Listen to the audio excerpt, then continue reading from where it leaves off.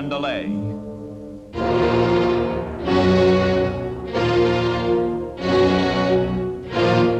The blueprint for war in the Far East, called by history the Tanaka Memorial, was drawn in 1927. It proclaimed that Japan must adopt a policy of blood and iron. In order to conquer the world, Japan must conquer Europe and Asia. In order to conquer Europe and Asia, Japan must first conquer China. 10 years later, in 1937, Japan begins to execute the plan.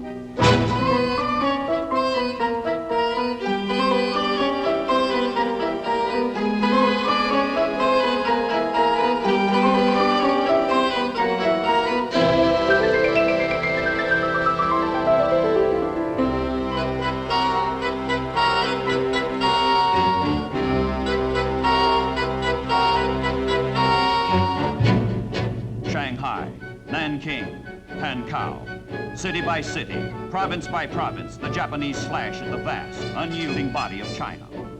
China bleeds from 1,000 wounds, but her 500 million people will not be subdued.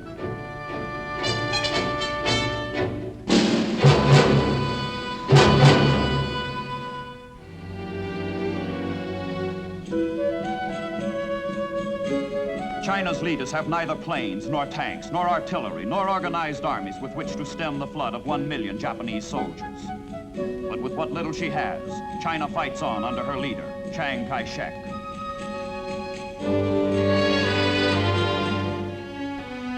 Land is the one forbidding weapon China does have. Blast, burn, destroy everything on land, everything in the invader's path. Surrender only the scorched earth.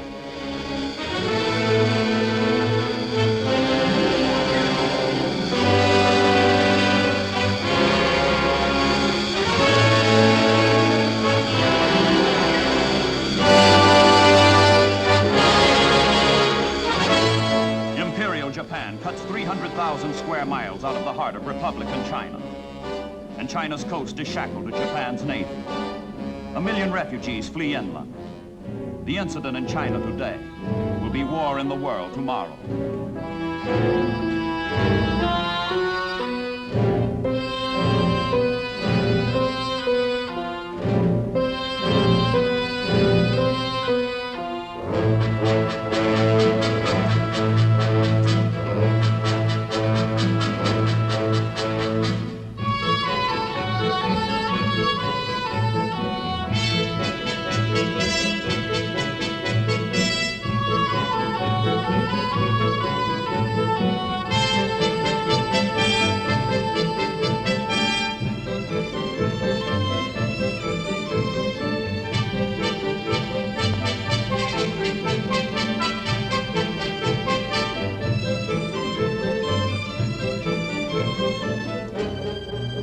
Deeper and deeper into the interior, beyond the reach of the invaders. A mass migration toward the new capital of free China, toward Chongqing, landlocked oasis in the midst of Asia.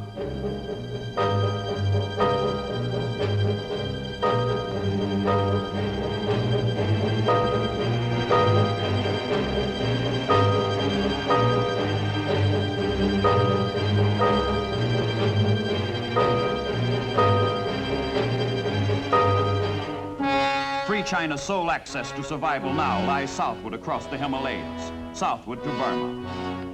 Rangoon, Mandalay, Lashio are joined together by rail and road. From the port of Rangoon, supplies are carried north. To link China with Burma, a road is built from Chongqing to Lashio, the Burma Road. On this road hangs China's only hope of help, of life. The independent kingdom of Siam is Burma's eastern roommate. Siam. Land of teak and mangrove, land of 16,000 temples. To reach Burma, to cut the Burma Road, to isolate China completely, the Japanese must first absorb Siam.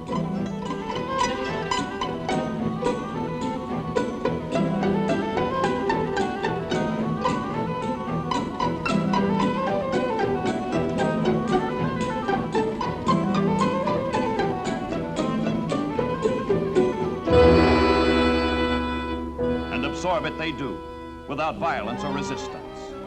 Siam, already betrothed to Japan, succumbs gracefully the day after the attack on Pearl Harbor. The Japanese get their base for the invasion of Burma. Semi-Oriental ceremonies legalized the union.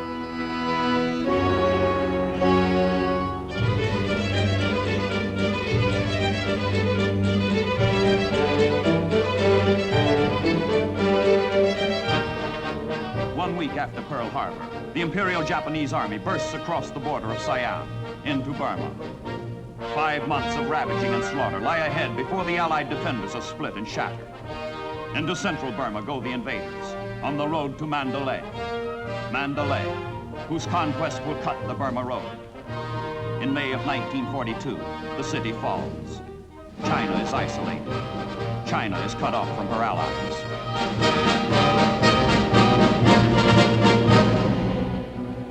Now it is the British and Burmese who put their wealth and resources to the torch. These the enemy shall not have. The flames that were lit in China now scorch the earth that is Burma.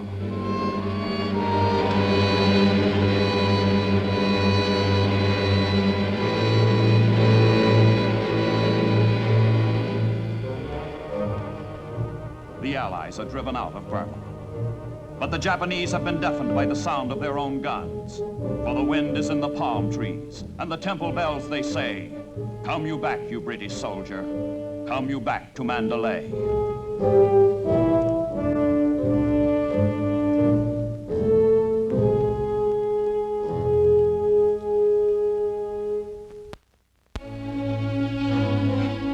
In Canada, in Quebec, Allied statesmen and the combined chiefs of staff plan their return to Mandalay, to Chongqing. China, Burma, India have moved to the forefront of global planning. China must be kept in the war. Land communications must be reopened. A supreme commander is chosen to direct the campaign in Southeast Asia. Admiral Lord Louis Mountbatten. From the island of Ceylon, from bases in India, Lord Mountbatten marshals his sea power, without which no land campaign will be possible.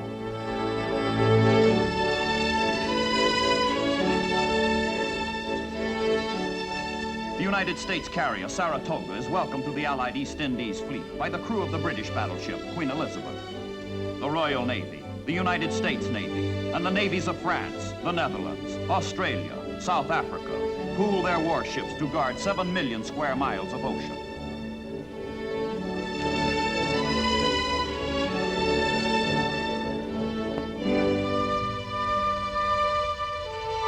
The mission of the fleet in these waters is threefold.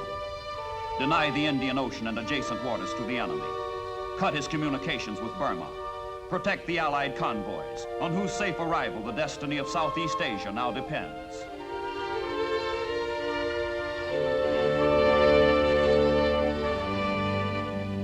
His Majesty's Indian ship. India is a focal point in the world's communication system, and Indians have been seafarers since prehistoric times. In World War II, Indian ships and sailors fight in the Battle of the Atlantic, in North Africa, at Sicily. And as the Royal Indian Navy, they help defend their homeland against Japanese invasion, keep the sea lanes open to liberate Burma, to save China. Cruisers like His Majesty's ship Delhi, destroyers like the Rajput, patrol the Bay of Bengal, the Arabian Sea, the Gulf of Mannar. Alert, efficient, ready to fight for the cause of freedom.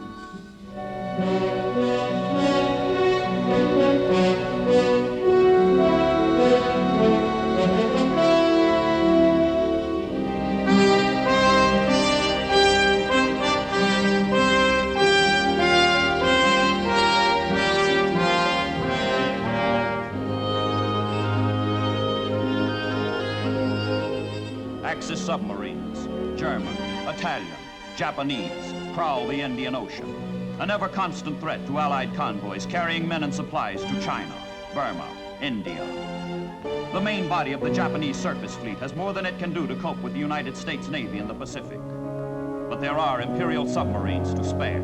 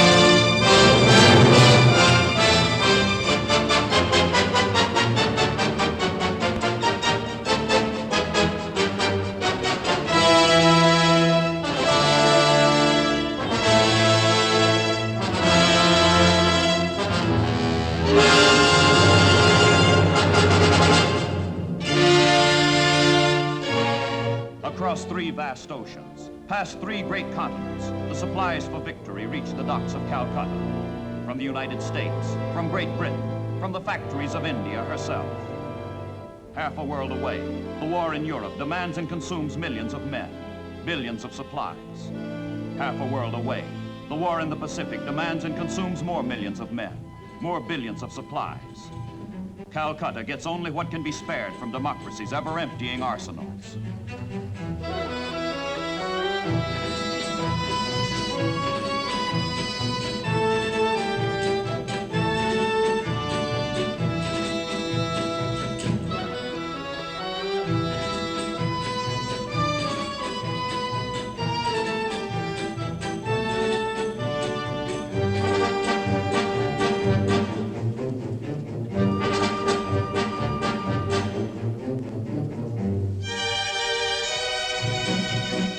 Cargo planes will fly a portion of the supplies into China over the Himalayan hump at the rate of 47,000 tons a month. Even so, the overwhelming mass of materiel must reach China overland, or China will perish. The problem of getting the supplies through becomes the toughest of the war, of any war in history. The first link is a ramshackle railroad that hauls the supplies north from Calcutta. The first link is the easy link.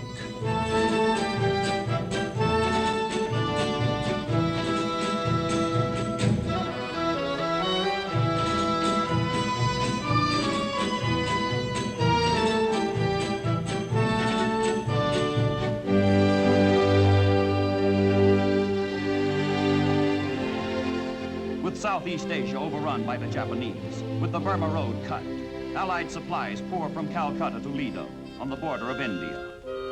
From Ledo, the Allies must now hack a road out of the central Burmese jungle, fighting the enemy and nature all the way, to join up with the old Burma road. Troops, supplies, equipment assembled to drive the Japanese from Burma, to build the road, and to lay a pipeline along the route to carry desperately needed oil and gasoline to China. But before engineers can build, armies must fight. And before armies can fight, man must wait on weather. The monsoon that storms in from the Indian Ocean at every change of season, lashing jungle and mountain with warm, paralyzing torrents of rain.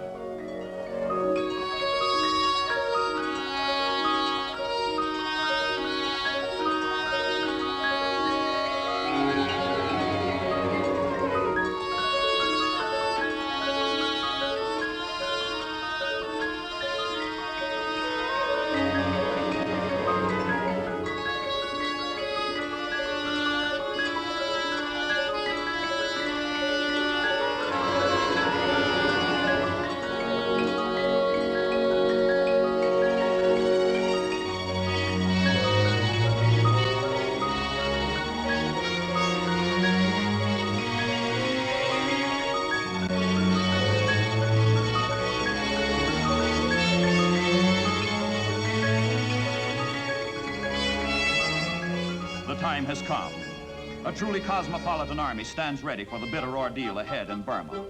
Scotsmen, Irishmen, Welshmen, Americans, Australians, New Zealanders, Indians, Gurkhas, Burmese, Africans, Chinese, British. The campaign begins late in 1943. Into the jungle file the Allied troops. Into the jungle that reeks and steams with 1,000 fetid evils spread by germ and insect. Malaria, cholera, typhus, dysentery, beriberi, tropical fever. It will be a war of hunting and stalking, of ambush and infiltration, of sudden alarm by day, of strange terrors by night.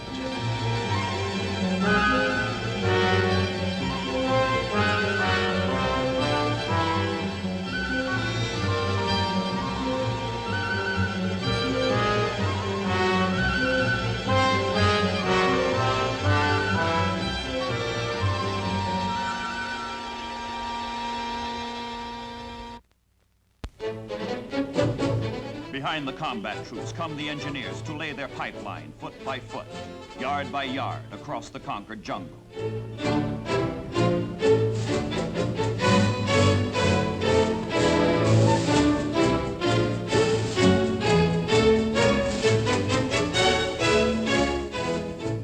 And foot by foot, yard by yard, the road begins to creep across the conquered jungle.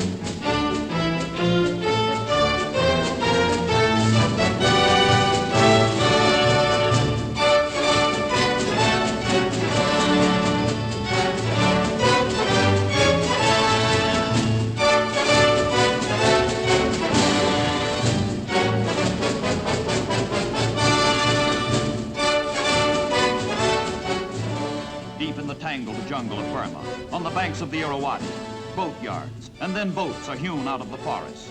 Amphibious craft for the next assault, the next landing.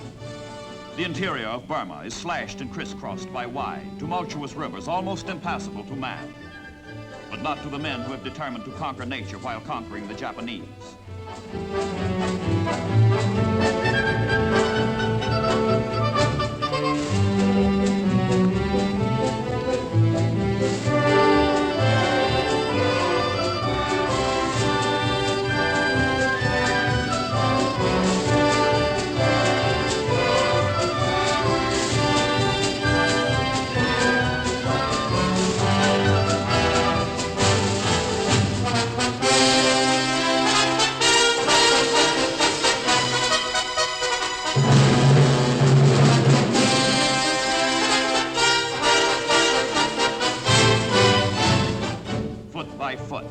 Yard by yard, and then mile by mile, the men, the pipe, the road move forward, forward toward China.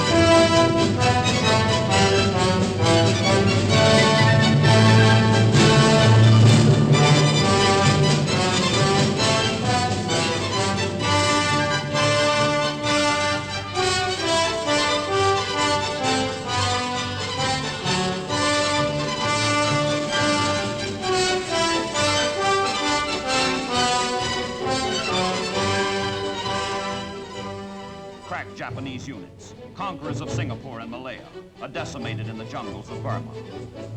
And the vultures, they never had it so good.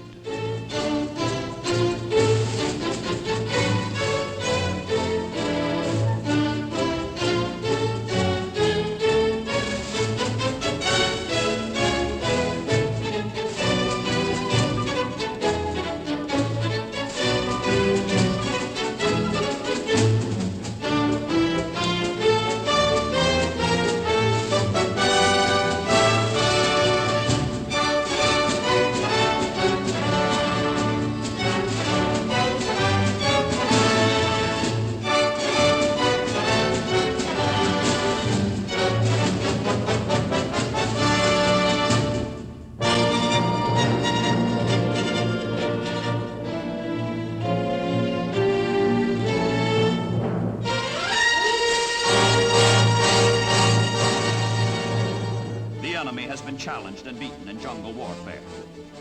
Churchill never made a truer statement. In spite of untold hardships and frustration, in spite of the hazards of nature and the enemy, the men who made up the Allied forces in Southeast Asia meet the challenge and overcome the obstacles.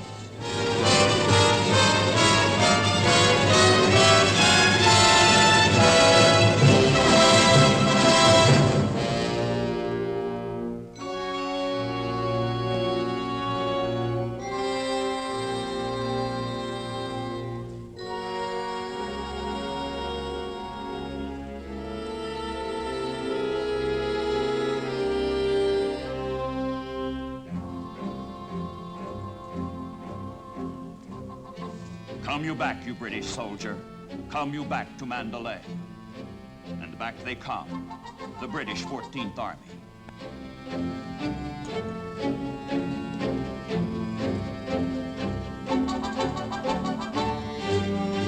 Meanwhile, through jungle, swamp, and forest, over ridge, hill, and mountain, across river and ravine, 2,000 miles of pipeline, an enormous artery pumping a life-giving transfusion of gasoline and oil into China.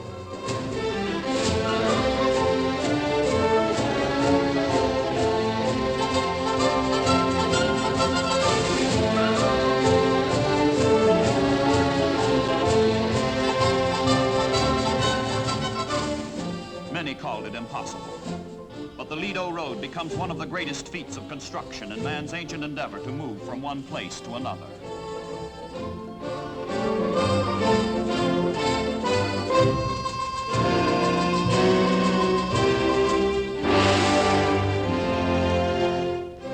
The Japanese are cleared from central Burma. Now from Ledo stretch highway and pipeline south and east across Burma to Lashio into China.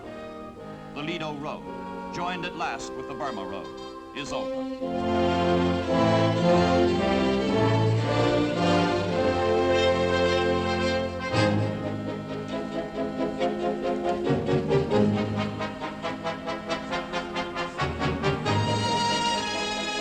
In January 1945, the first convoys head for China, bearing relief for a free country from the free world. The supplies the ships brought in from assembly lines thousands of miles away roll in endless procession toward China.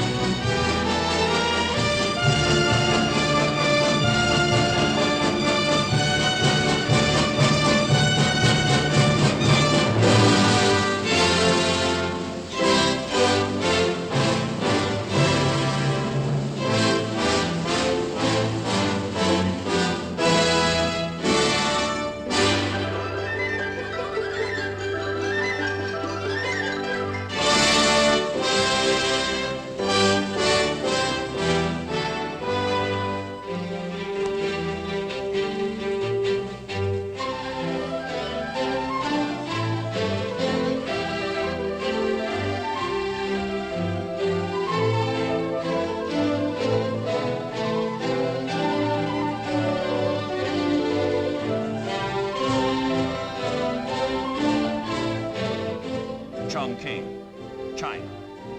A journey of more than 3 weeks from Ledo. At last, at long last, China is one with her allies. At last, at long last, the East joins hands with the West.